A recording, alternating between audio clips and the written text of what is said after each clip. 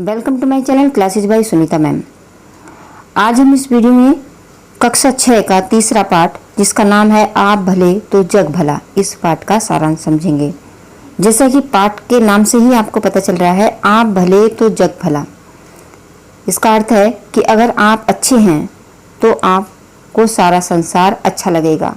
अगर आपके मन में अच्छाई होती है तो सारा संसार ही आपको अच्छा लगता है। ये पाठ बहुत अधिक शिक्षा देने वाला है, बहुत अच्छी बात आपको पता चलेगी, तो इस वीडियो के अंत तक बने रहें। चलिए सबसे पहले हम इस पाठ का सारांश समझ लेते हैं। आप भले तो जग भला किस तरह से कहानी के माध्यम से आपको समझाया जाएगा। कहानी क्या है? कांच का एक विशाल महल है, कांच का बना हुआ एक विशाल महल है। उस महल में एक कुत्ता घुस आया और जोर जोर से भौंकने लगा। कांच होने से बहुत सारे जो कुत्ते उसके ऊपर भौंकते हुए दिखाई पड़े। आप कल्पना कीजिए कि एक कमरा है, कमरा पूरा शीशे का बना हुआ है, उसके अंदर एक कुत्ता आ जाता है। जब कुत्ता उसके अंदर प्रवेश करता है तो उसकी जो परछाई है, परछाई से ऐसे कुत्ते को महसूस हो रहा है कि शायद इसके अंदर जो है बहुत सारे कुत्ते हैं। जब कुत्ते को लगा कि इसके अंदर बहुत सारे कुत्ते हैं तो कुत्ता क्या किया? भौंकने लगा। और जब कुत्ता भौंक रहा है और शीशे में देख रहा है, अपने ही परछाई को देख रहा है, तो उसे लग रहा है कि इसके अंदर के जो जितने भी कुत्ते हैं वो मुझे भौंक रहे हैं। तो क्या हुआ? वह उन पर झपटा तो वे भी झपटे। अब शीशे में अपनी ही परछाई को देख रहा है, शीशे में उसका अक्ष दिखाई दे रहा है कुत्ते का, तो जैसे जैसे कुत्ता कर रहा है वैसे वैसे ही उसे शीशे में दिखाई दे रहा है। तो कुत्ता बहुत परेशान है, वो और तेज तेज भौंक रहा है और अंत में कुत्ता गस खाकर गिर पड़ा। मतलब इतना उसे परेशानी हुई, भौंकते भौंकते इतना थक गया वो कि गस खा करके वो बेहोश होकर के गिर पड़ा। ये तो थी एक कुत्ते की बात। अब जानते हैं एक और कुत्ता आता है उसी कांच के कमरे में। तब क्या होता है? तभी दूसरा कुत्ता आया, वह प्रसन्नता से उछला कूदा और अपनी छाया से खुश हुआ और फिर पूंछ हिलाते हुए बाहर चला गया। अब जैसे ही दूसरा कुत्ता आया, उसने देखा यहाँ पर बहुत सारे कुत्ते हैं, तो उसे बहुत खुशी हुई कि मेरे जैसे यहाँ पर बहुत ही और भी कुत्ते हैं, और वो बहुत ही खुश हुआ और खुश होकर के पूंछ हिलाता हुआ उस कमरे से आराम से बाहर चला गया। अब इस कहानी से लेखक क्या बताना चाहते हैं? इस कहानी के जो लेखक हैं श्री मन नारायण, वो ये दुनिया का रंग रूप और जो मनुष्य की सोच है उसको दिखाना चाह रहे हैं इस पाठ में, इस कहानी के माध्यम से। उन्होंने बताया कि दुनिया कांच के महल जैसी है, अपने स्वभाव की छाया ही उस पर पड़ती है। आप भले तो जग भला। अगर आप हंसेंगे तो दुनिया आपके साथ हंसेगी, परंतु आपके साथ रोएगी कभी नहीं।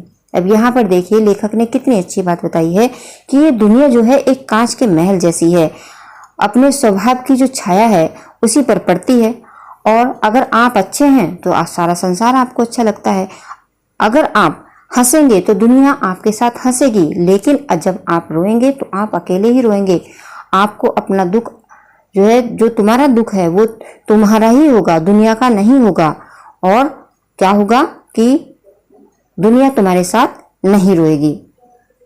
आगे लिखे कहते हैं कि अमेरिकन राष्ट्रपति लिंकन की सफलता का रहस्य ये था कि उन्होंने दूसरों की अनावश्यक नुक्ताचीनी से किसी का दिल नहीं दुखाया।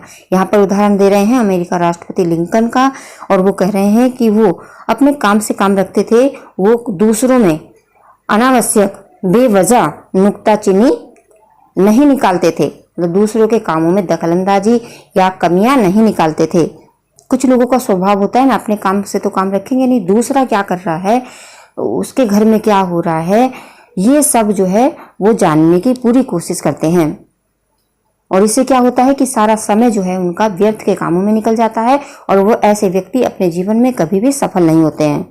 दूसरा उदाहरण लेखक बताते हैं कि हमें दूसरे के दृष्टिकोण से समझने की कोशिश करनी चाहिए, क्योंकि शहद की एक बूंद ज्यादा मक्खियों को आकर्षित करती है बजाय एक सेर जहर के।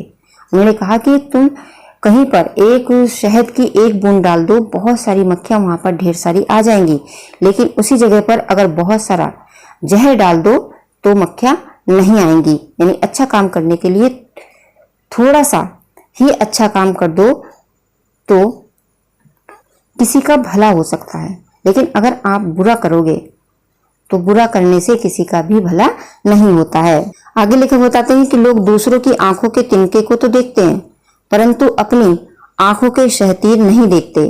दूसरों को सीख देना आसान है, लेकिन अपने आदर्शों पर चलना बहुत ही कठिन है। क्योंकि कथनी में करनी में बहुत अंतर होता है। कुछ लोग दूसरों को उपदेश देते रहते हैं, लेकिन कभी भी उन आदर्शों का, उन उपदेशों का पालन नहीं करते हैं।